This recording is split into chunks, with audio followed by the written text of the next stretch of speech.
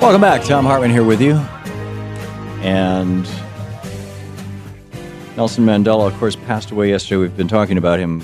We were talking about him yesterday afternoon, last night, most of the day today. Bill Fletcher's on the line. He's a columnist for blackcommentator.com, former president of the Trans-Africa Forum. Bill, welcome to the program. Glad to be on the program, Tom. Thanks so much for joining us. Your thoughts on the passing of Nelson? Oh, and by the way, I should say the Bill's website is billfletcherjr.com. I'm assuming you're a junior. That's correct. Okay, so Bill Fletcher, FLETCHER, JR.com is the website. Your thoughts on the passing of President Mandela?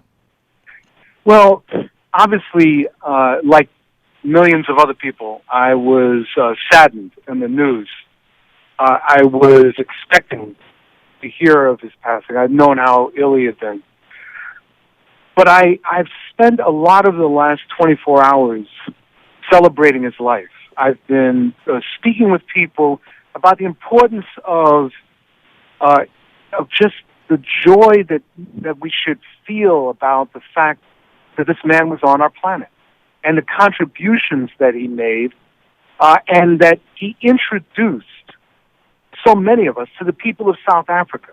It was through Nelson Mandela, through the struggle for his freedom, that many of us in the United States, Europe, Asia, and Latin America came to appreciate the South African freedom struggle. And Nelson Mandela represented not just that struggle, he represented countless other activists. And unfortunately, many of those activists, their names have been forgotten or were never known by many of the rest of us. So he stood there representing not just his own greatness, but the greatness of the leadership of that movement. Yeah, this is not unlike Susan B. Anthony and the women's movement, or Martin Luther King and the movement for civil rights in the United States. There are Precisely. So many. Yeah, I'm curious your thoughts on how he. Let me rephrase. Let me fill in the back end of this first. Okay. Martin Luther King was one of the most. I'm old enough to remember him.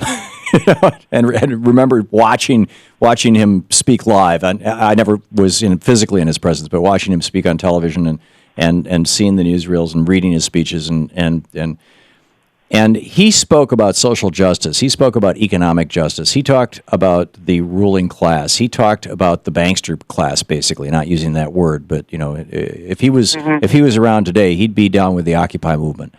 And he has been reinvented in many ways in popular culture and in our schools and in our history books as kind of the guy who took the baton from Rosa Parks and pushed it through, as just who got the Civil Rights Act, the Voting Rights Act, and stuff like that through, and somehow and the economic piece of it. The civil rights piece has been emphasized. The economic piece has been de-emphasized. And I think, frankly, that was as important to him, if not maybe more important to him, that he saw the class struggle as important, or perhaps more important than race struggle. Not more important, but the race struggle was a dimension of class struggle. First of all, am I off on a weird limb here, or am I making sense? Not at all. Not at all. I mean, one of the things that occurs is that in struggles for social and economic justice, the leaders of these movements, when they die, they are frequently reinterpreted by the elite. They're almost remanufactured. Right. So that they become something else. I've been talking today a lot about Martin Luther King in order to make a point about Mandela. And it's sort of the same point that you're making, that when Martin Luther King died, the radical aspect of King, his economic program, his audacity, was downplayed in favor of portraying him as meek, as a dreamer, as an idea person, Well, and there was his solidarity with the poor people of the world too. I mean, J. Edgar Hoover, King was a communist, and Nelson Mandela refused to renounce Fidel Castro, and somehow that stuff is not being mentioned in the news coverage. And it won't be mentioned, Tom, and that's why it's incumbent upon people like you, me, and others to remind people about what the actual truth is. Right. That it's going to be easy over the next weeks and months and years to lose sight of who Nelson Mandela was. There will be focus on his attitude towards HIV/AIDS. There will be discussion about his reconciliation, but there'll be very little discussion about his support of armed struggle against apartheid. Very little discussion about the praise that he bestowed on the Cuban people and the Libyans for supporting the struggle against apartheid. Yeah. Very little about his stand in support of the Palestinian people's right to self-determination. Yes, he came out and he said, "I stand with Yasser Arafat." He did. And he never backed away from that. He never backed away from that. Yet we won't hear that. And that's why the struggle over the legacy of such leaders, it begins immediately. It begins immediately. And I started to feel it last night. I mean, barely had we been told about his death that you started to see various descriptions of him that really took away from the totality of this freedom fight. Yeah, and we I mean, again, you could go back to Susan B. Anthony. You could go back to any of these great leaders in history. Have been more complex and always far more radical than history wants to portray them. That's absolutely right. I mean, the elite does not want us to think of Martin Luther King as a radical. The global elite does not want us to think of Nelson Mandela as a radical. They don't.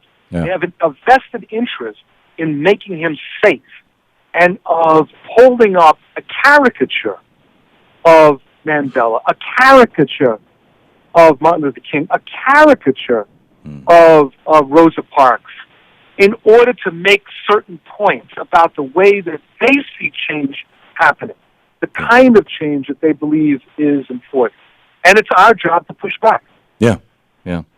In the minute or so we have left, we're talking with Bill Fletcher, BillFletcherJR.com, the website, and a columnist for BlackCommentator.com, former president of the Trans-Africa Forum. What is the main thing? What's the main meme, the main message that you would want people to say to somebody, when Nelson Mandela's name comes up? A couple of things, Tom. One is audacity. The other is perseverance. The third is patience. Mm-hmm. A recognition that we don't know how long it's going to take to win. And we actually don't even know that we will win. Right. But we also know that if we don't build organization and keep fighting, we will certainly lose.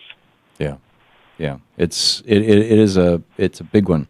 We had in the previous hour a professor from a university in South Africa who was very concerned about the influence of basically the economic conservatives, the Chicago school guys on South Africa right now.